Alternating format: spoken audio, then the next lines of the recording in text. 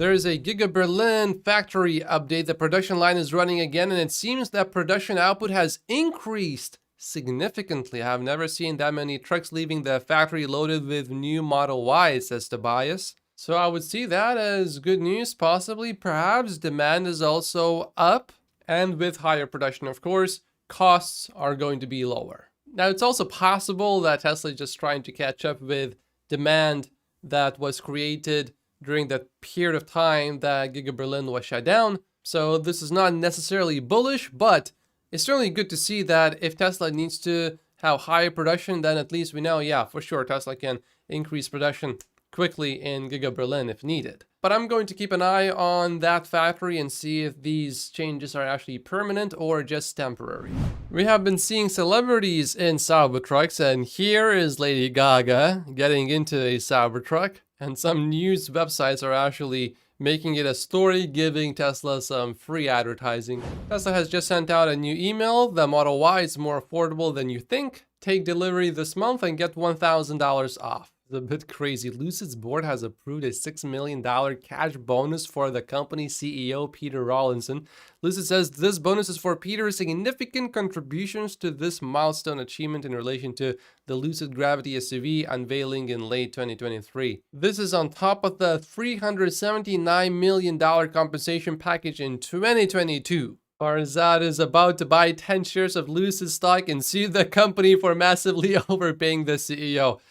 Don't buy 10 shares, just buy 1 share, it's enough. Even Elon commented on this. His compensation is inversely proportionate to performance. Speaking of broken promises, Lucid sold not even 10,000 vehicles, far from 10,000 vehicles in 2023, but Peter promised investors 49,000 vehicle sales just 2.5 years ago. This is not milestone achieving, this is strong gravity pulling him away, far away from his actual milestones. This is Germany's BEV adoption, which is pretty interesting.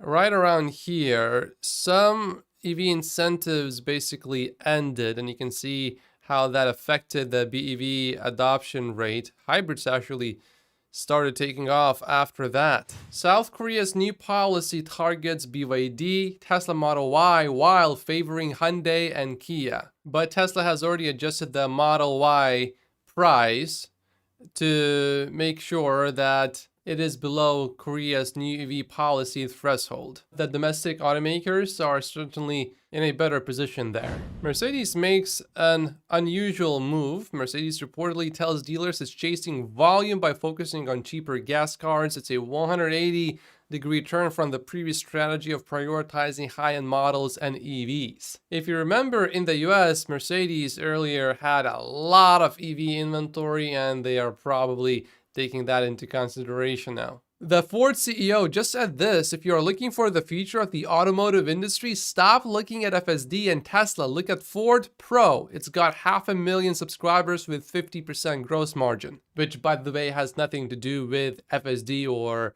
driving software, autonomous driving software. Ford Pro is the legacy automaker's business unit for commercial customers, including fleet operators and government agencies. And of course, Ford has a massive losses from its EV business. This legacy automaker says it just turned a profit on EVs. It's the Jeep and Chrysler owner Stellantis. Now, maybe one reason for that is that it has not sold a single EV in the US. So if you haven't sold any EVs in the US, then of course you haven't lost any money. And some people would say, well, if you haven't lost any money, you must have made money. Now, to be fair, they do sell EVs in Europe, and they do have plans to bring some EVs into North America this year. I'll keep an eye on this story as it develops. Elon Musk posted this to his main timeline, so this will get over 10 million views. What matters most about Powerwall 3 is that it can handle peak power of 30 kilowatts, which is enough to handle dryers and air conditioners. This means that a single Powerwall is now enough for most homes. This will probably bring in some sales for the new Powerwall. And make sure to like and subscribe if you haven't yet. Watch this next video, during which I go through Gary Black's latest catalyst list. He just updated it, and one really surprised me. This was recorded live though, this morning, so keep that in mind. It's not going to be a produced video, but feel free to watch it if you don't mind raw content. I will probably do another live stream tomorrow between 7 and 9 a.m. Pacific time. And I will do more next week as well. So make sure to subscribe to that other channel if you don't want to miss these live streams when I go live.